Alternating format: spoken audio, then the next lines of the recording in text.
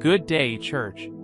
Today, I want to remind you of something Jesus himself said, something powerful, something world-changing. You are the salt of the earth.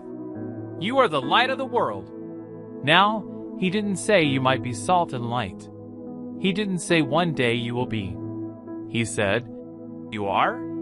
If you are a follower of Jesus, if he is your Lord and Savior, then this is your identity. This is your purpose.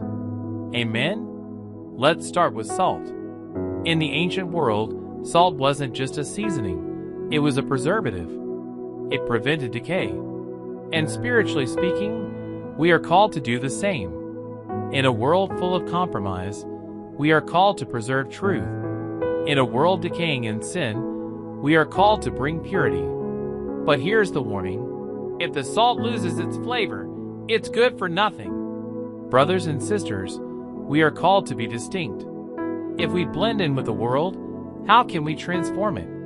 Let your speech be seasoned with grace. Let your presence bring the flavor of Christ wherever you go. Now let's talk about light. Jesus said, "You are the light of the world." That's incredible, because in John 8 verse 12 he said, "I am the light of the world."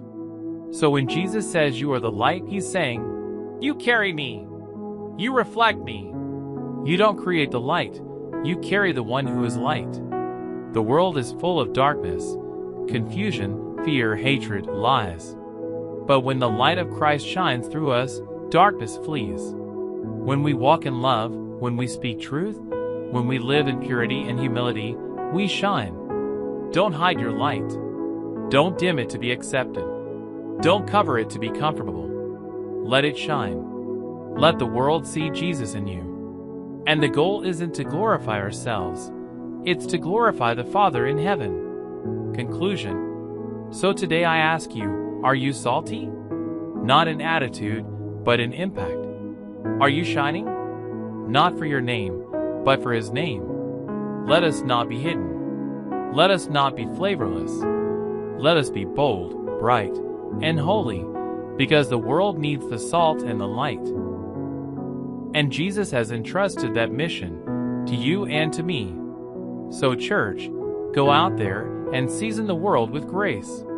Shine the light of Christ until the darkness disappears. Because you are the salt.